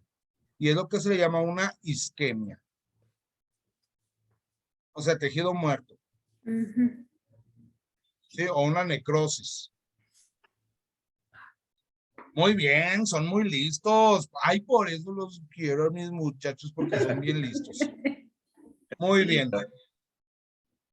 La sangre va a transportar hacia los tejidos del cuerpo nutrientes, electrolitos, hormonas, vitaminas, anticuerpos, calor, oxígeno y células blancas. ¿Sí? Y va a transportar de los tejidos del cuerpo los desperdicios o las toxinas y el dióxido de carbono, pues que también es toxina, la parte tóxica. ¿Sale?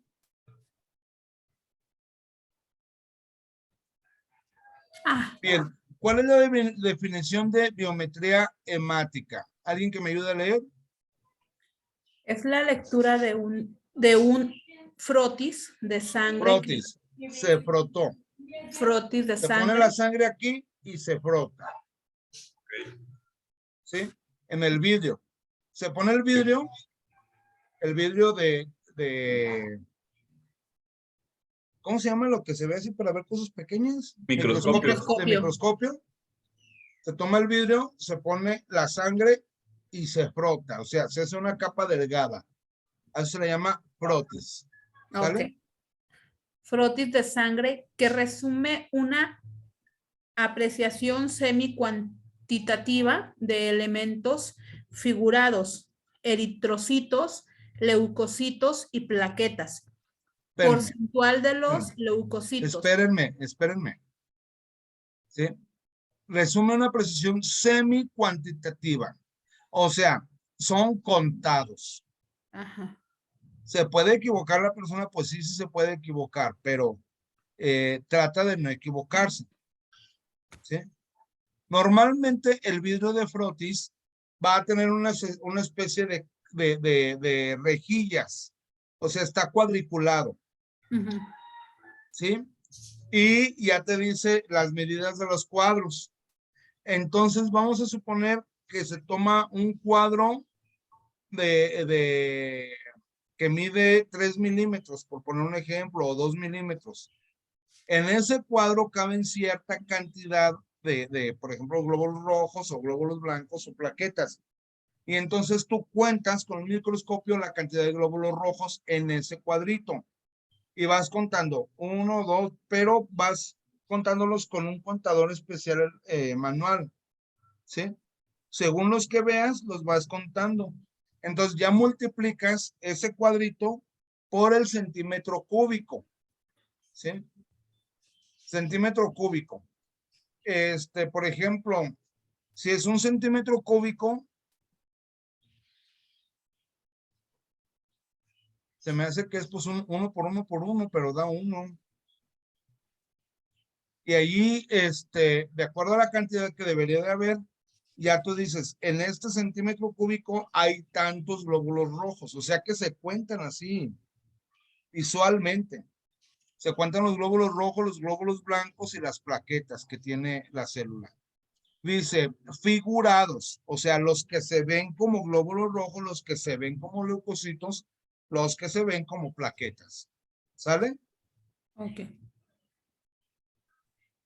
Eritrocitos, leucocitos y plaquetas. Porcentual de los leucocitos. Fórmula leucocitoria. Y cualitativa. Morfología de ellos.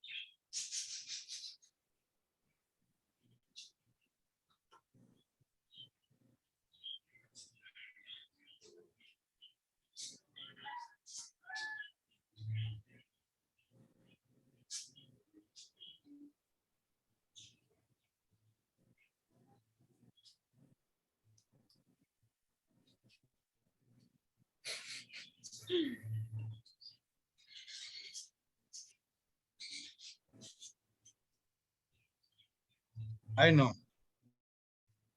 Bueno. ¿Ya? Porcentual, ya les dije, se lee una partecita y se multiplica. O sea, se lee un porcentaje, se multiplica y en base a eso se dice cuántos leucocitos hay.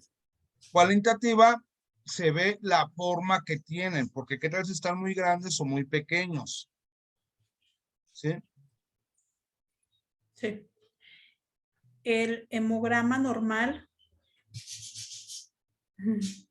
traduce la normalidad anatomofisiológica de los centros hematopoyéticos y el equilibrio entre la producción y destrucción de los elementos figurados de la sangre. Muy bien. ¿Alguien que me ayude a leer? Recuento sanguíneos completo incluye recuento de glóbulos blancos, recuento de glóbulos rojos, recuento de plaquetas, volumen de glóbulos rojos en el hematrocito, concentración de hemoglobina. Se trata del oxígeno que transporta pigmento en los glóbulos rojos.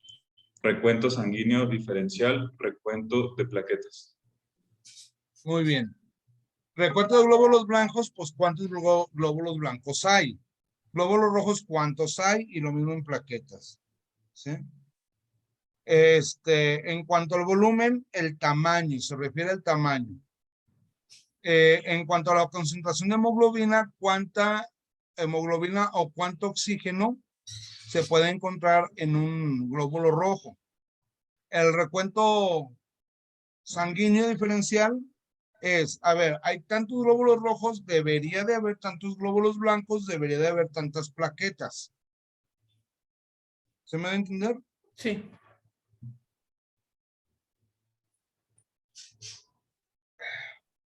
Los glóbulos blancos. Los glóbulos blancos también se les llaman leucocitos y son los mecanismos de defensa que tiene la sangre. Hay 5 tipos de leucocitos que se clasifican según la presencia o ausencia de gránulos en el citoplasma celular. ¿Sí? Son capaces de atravesar los espacios intracelulares. Atraviesan de un lugar a otro.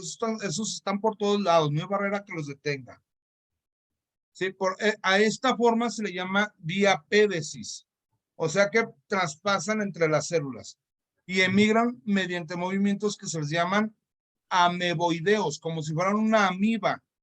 Se mueven como si fueran una amiba. ¿Han visto el movimiento de un glóbulo blanco? ¿Es el No. que va así? ¿Eh? ¿Es el que va así No. caminando como patitas? No, esa es otra cosa, se llama miocina. Ah, no, entonces no. ¿Sí? No, esos se mueven como amibas. Miden de 8 a 9 milímetros de diámetro. Y hay aproximadamente en 1 milímetro cúbico se encuentran de 5,000 a 10,000 glóbulos blancos. 5,000 a 10,000 glóbulos blancos en 1 milímetro cúbico. ¿Cuántos? De 5,000 a 10,000. De 5,000 a De 10,000. 5,000 a 10,000.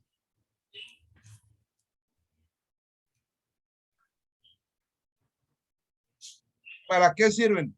Bueno, son para comer bacterias, o sea, fagocitosis bacteriana, para hongos, virus, cuerpos extraños, para desintoxicación de las proteínas tóxicas, sobre todo en las reacciones alérgicas, para las lesiones del desarrollo inmunitario, ¿sí? Los agranulocitos, o sea, que no tienen gránulos en su citoplasma, que no tienen gránulos en su citoplasma, se llaman linfocitos y monocitos. Y los granulocitos, o sea, los que sí tienen gránulos, son los neutrófilos, basófilos y los eosinófilos.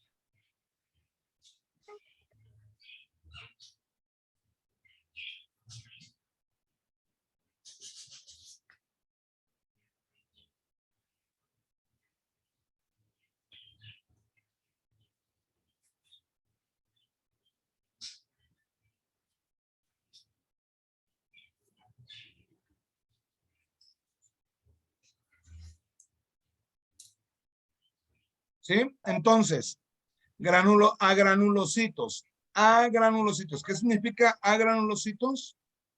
Lisos, sin granos. No, no son lisos, ¿eh? No son lisos. Simplemente que no tienen granitos en su citoplasma.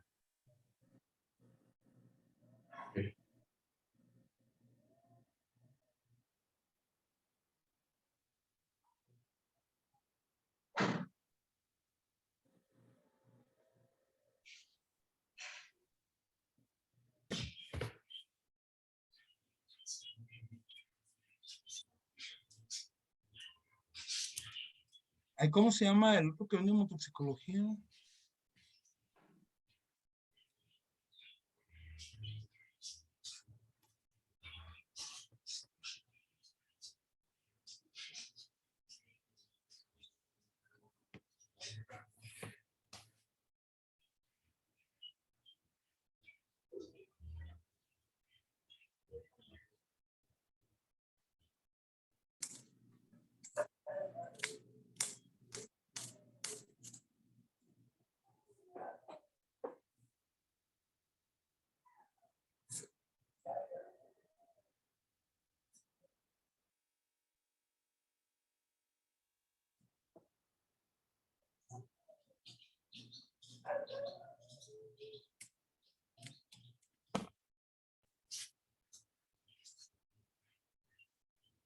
Bien.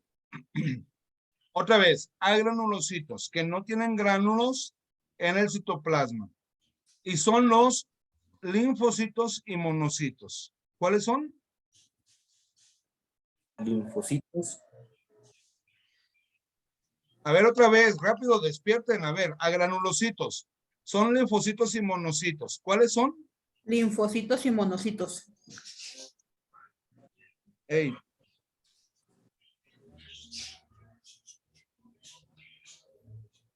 Hey, pulmón 4CH. No, es medicamento así, organoterápico.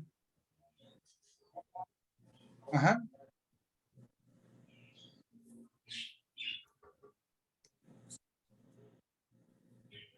No, con Quintero no, es lo mismo que te estoy pidiendo.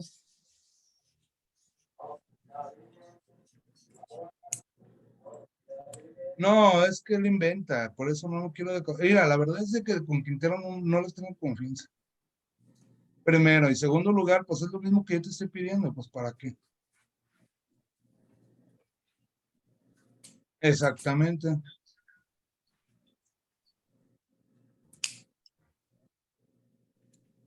Es que no es de confiar, pues.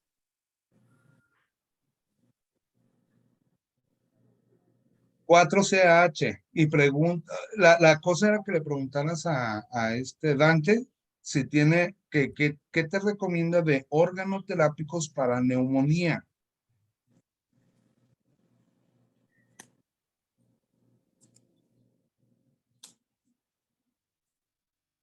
Ah, no, entonces pulmón nada más, si nada más tiene pulmón, pulmón 4CH. Y si tuviera mucosa 9CH, mucosa pulmonar de pulmón, sería 9CH. 4CH, si es que los tiene. Si no, pues aunque sea, ojalá que tenga pulmón de perdida. Ah, no, sabes que esos tengo aquí. No, es que tengo otros aquí. No, SRE, pero esos los tengo aquí. O pregúntale si tiene algún organoterápico que pueda usar para el SIDA. Pero o sea, si te dijo que no había nada, pues no. Pero es organoterápico, no nos ode. No, pues es que nos ode, no. Ándale, pues muchas gracias, Salinas B. Bien. Los granulocitos tienen granitos dentro de su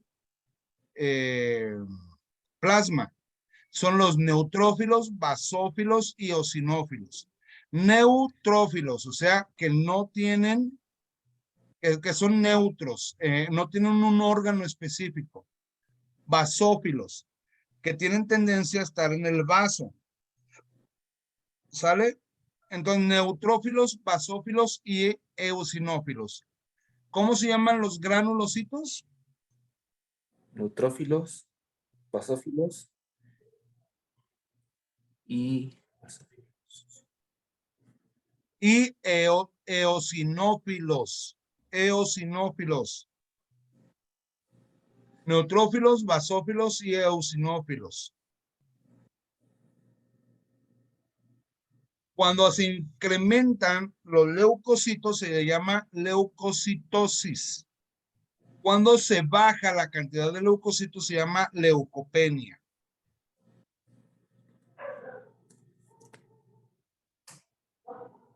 ¿Cómo se llama si hay mayor cantidad de leucocitos?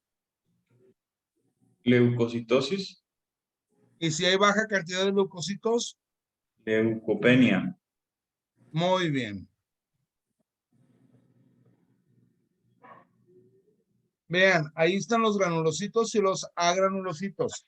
Vean los granulocitos, cómo se ven como granitos adentro de la célula.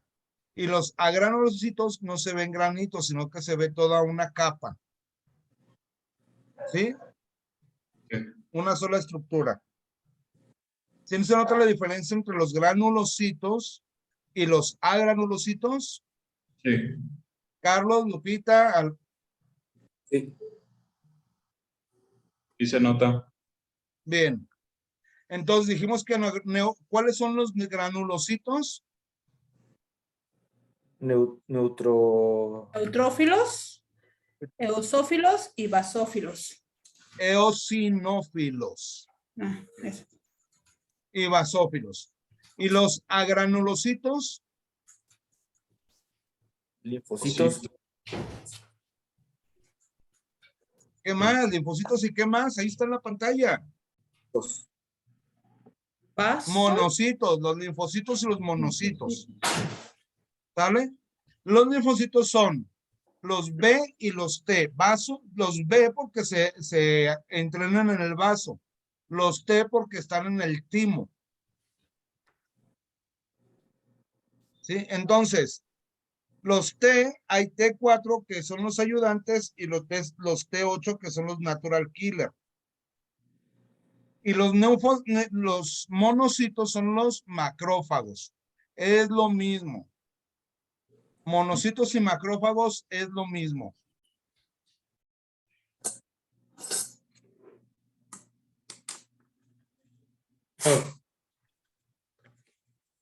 ¿Dudas o preguntas hasta aquí? No. Cuando hay un incremento de los neutrófilos es neutrofilia. Si hay un incremento de los eosinófilos es eosinofilia. Si hay un incremento de los basófilos, basofilia. ¿Cómo se llama si hay un incremento de los linfocitos? Linfocitosis. ¿Y de los monocitos? Monocitosis. Ah, yo pensé que iban a decir monofilia.